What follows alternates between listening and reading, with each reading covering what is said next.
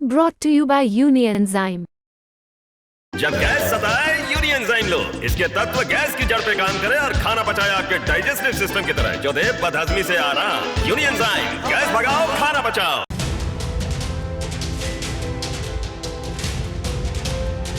एक बैठक, एक ऐलान और राजा भैया ने बना दिया भयंकर माहौल ये कहकर कि उनकी पार्टी नहीं करेगी बीजेपी का सपोर्ट। राजा भैया का ये बड़ा बयान था। बड़ा इसलिए क्योंकि अभी कुछ दिन पहले ही अमित शाह से हुई थी राजा भैया की मुलाकात। तो चर्चाएं थी कि शाह से मुलाकात के बाद बात बन गई है क्या।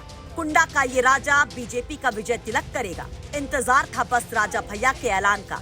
तो राजा भैया ने भी बुला ली बैठक अपने समर्थकों की, क्योंकि बैठक से कुछ देर पहले ही कौशाम्बी से बीजेपी उम्मीदवार संजीव बालियान के साथ पहुंचे थे राजा भैया को मनाने, जिसकी तस्वीरें भी वायरल हैं। संजीव बालियान राजा भैया के यार हैं, तो बीजेपी के साथ राजा भैया की जाने की चर्चाएं और तेज हो गई। लेकिन राजा भैया ने अपने फैसले से सबको हैरत में डाल दिया।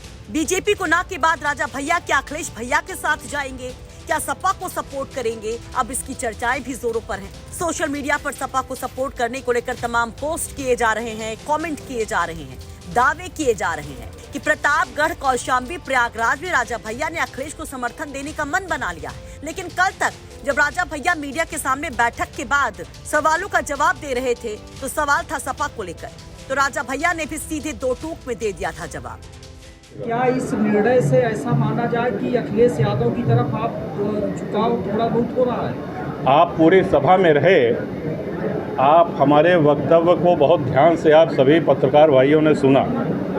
क्या आपको हमारे किसी वाक्य से किसी भी तरफ, हम किसी एक व्यक्ति एक पार्टी की बात नहीं कर रहे हैं। देखिए, हम जो बंद कमरे में बोलते हैं वही मंच से बोलते हैं। आप हमसे बंद कमरे में भी पूछेंगे तो हम वही चीज़ कहेंगे जो हमने मंच से कही। जिनकी जहां इच्छा हो वो वहां मतदान। राजा भैया सपा के सवाल पर अपने उसी स्टेटमेंट को दोहराते हैं कि वो किसी को अपना समर्थन नहीं दे रहे हैं। ये साफ है। आपको बता दें कि राजा भैया का कुंडा और उसके आसपास के इलाकों में खासा प्रभाव है। वहीं राजा भैया का कुंडा और बाबागंज पूरा चुनाव पलट देने का बयान भी काफी चर्चा में है।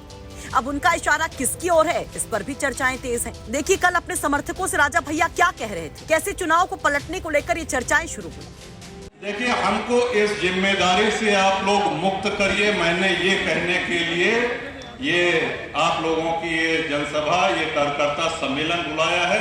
आज जो प्रत्याशी मैदान में है उनमें से कोई ऐसा नहीं है जिसकी हम जिम्मेदारी ले सके और कह सके। हम जानते हैं, हम एक बार कहेंगे पूरा कुंडा, पूरा बाबागंज, पूरा प्रतापगढ़ आप आशीर्वाद से उसकी झोली भर दीजिएगा।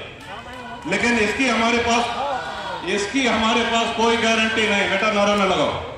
इसकी हमारे पास कोई गारंटी नहीं है कि हमारे कहने पे आप जिसको जिता देंगे वो कल आपके सुख दुख में खड़ा रहेगा या नहीं। किसी भी जनप्रतिनिधि की जिम्मेदारी सिर्फ ये नहीं होती कि वो विकास काम कराए, सुख दुख, और खास तौर से 93 से जबकि आपके आशीर्वाद से मैदान में आए हैं, राजनीति की धारा बदल दी। मजदूर, गरीब, दबे कुचले गरीब, जिनका कोई सुनने वाला नहीं थे, उनकी आवाज लेकर के हम लोग आगे बढ़े। एक तरफ विकास के कार्य रिकॉर्ड बना रहे हैं, तो एक तरफ जनप्रतिनिधि का सही अर्थ क्या होता है कि जनता के सुख दुख में खड़ा रहने वाला। और ये हमने स्वयं ही नहीं, जितने भी जनसत्ता दल परिवार के जनप्रतिनिधि हैं, चाहे वो विनोद हो, चाहे कुलदीप हो, चाहे उमाशंकर यादव हो, जो भी हो, डॉक्टर ओझा हो, दिन रात आप याद करें, एक पहले विधानसभा चुनाव होता रहा, एक पहले विधायक होते रहे। आप अनुरोध करते थे विधायक जी से, जनप्रतिनिधियों से कि साहब हमारे गांव आइए, मुख्य अतिथि बनिए। तब जाकर के कभी विधायक, कभी सांसद के दर्शन हुआ करते थे। आज जनप्रतिनिधि आपकी समस्या का समाधान करने के लिए आपके दरवाजे पे जाता है। दाणमेड़ की पंचायत में आप लोगों का झगड़ा आगे न बढ़े, कोर्ट कचहरी के चक्कर से आप बचे रहें। वैसे आपकी क्या राय है? क्या राजा भैया सच में अखिलेश यादव का साथ निभाएंगे? जबकि यही राजा भैया अभी कुछ दिन पहले राज्यसभा चुनाव में बीजेपी के साथ खड़े नजर आए थे, और ये बीजेपी एक पूरी तरीके से विधानसभा चुनाव में वॉकओवर की स्थिति दे देती है राजा भैया को। प्रतापगढ़ से सुनील यादव की रिपोर्ट, यूपी तक।